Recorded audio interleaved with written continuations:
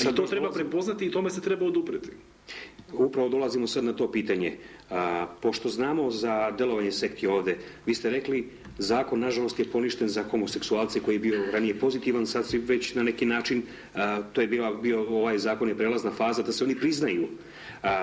Isto tako mi još uvijek nemamo, kod nas je nažalost pravoslavna crkva izjednačena sa bilo kojom drugom sektom ili verskom zajednicom, ili nazovite kako god hoćete, pred našim zakonodavcem, je li tako? Da, to je ipak jedan tretman koji mora da se vrlo brzo koriguje ako želimo da budemo svoji na svome. Dakle, ako želimo da razlikujemo istinu i laž, ako želimo da razlikujemo život i smrt, ako želimo da razlikujemo, odnosno da shvatimo da ne mogu imati ista prava jehovisti, jedna od pseudo-hrišćanskih, odnosno lažno-hrišćanskih verskih zajednica, to je sekti, koji upražnjavaju takve besmislene i nakazne oblike izopačenja Svetog pisma, da ne smeju da primaju tuđu krv.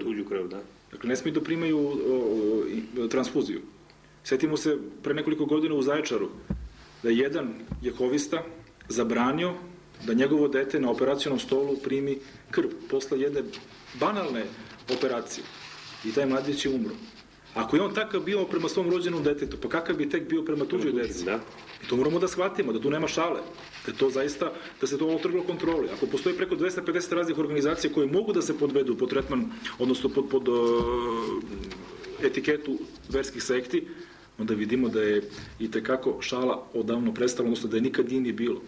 Ako shvatimo da postoje razne izdavačke ustanove koje objavljuju sabrana dela Alistera Crowleya, a ako su poredi bilo koja knjiga Alistera Crowleya, najvećeg sataniste, teoretičara satanizma 20. veka, onda Hitlerov Mein Kampf izgleda kao neki bilten Crvenog krsta.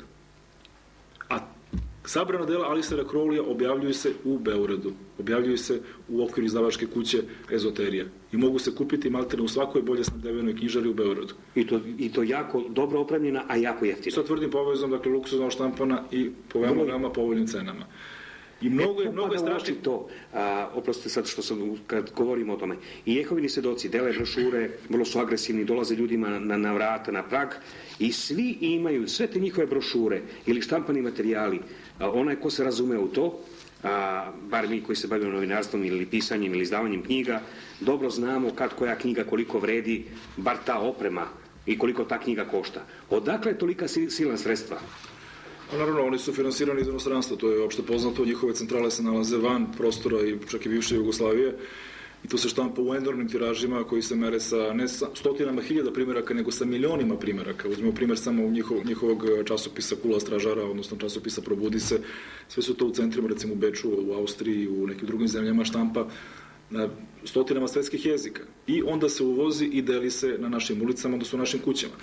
Postoje druge sekte koje su još opasnije od ovih koje raznim brošuricama, pamfletićima, letkićima i plakatićima propagiraju svoje nakazno učenje. Uzmimo za primjer takozvanu Munovu unifikacijonu crkvu, uzmimo za primjer Sajentološku takozvanu crkvu, uzmimo za primjer transcendentalnu meditaciju. Pa mi moramo da budemo svesni da se te organizacije, odnosno te satanističke grupacije uopšte ne igraju. Da oni žele da vladaju svetom na globalnom nivou. I evo sada se vraćamo opet na temu novosvetskog poretka na nivou religije, odnosno religiologije, to je globalizacije sveta na religijskom nivou.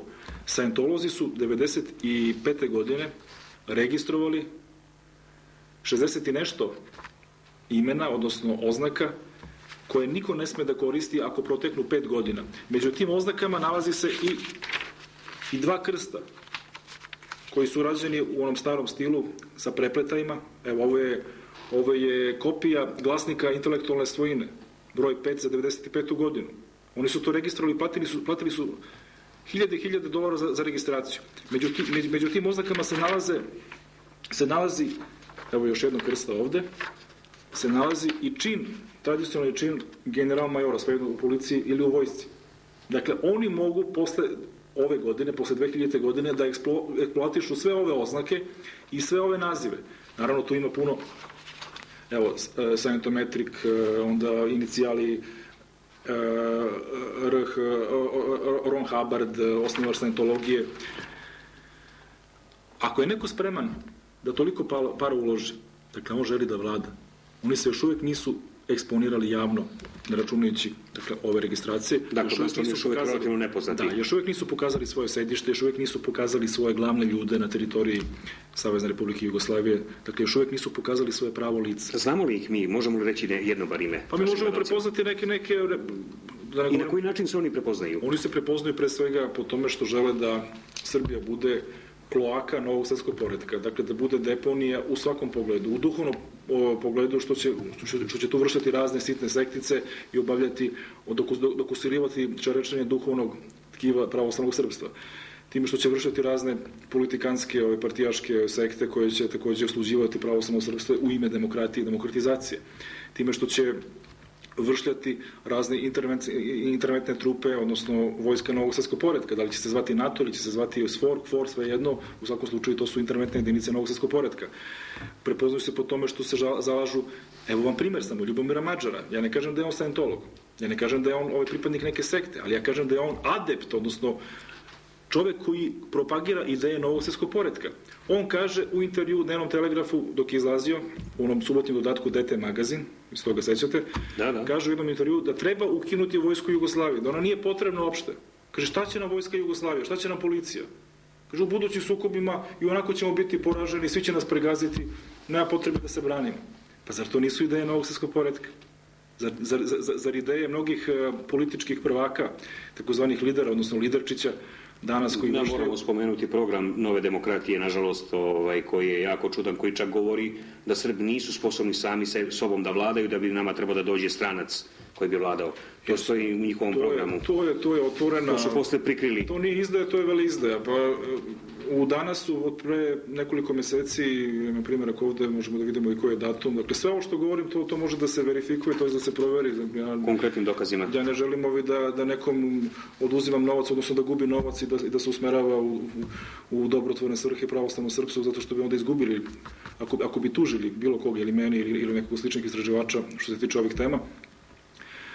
Dušan Mihajlović je u jednom intervju u dnevnom listu Danas, tačnije u onom dodatku vikend izdanju subota-nedelja, izrugivao se pokušaju stvaranja jednog geopolitičkog projekta Saveza Rusije, Belorusije i Jugoslavije.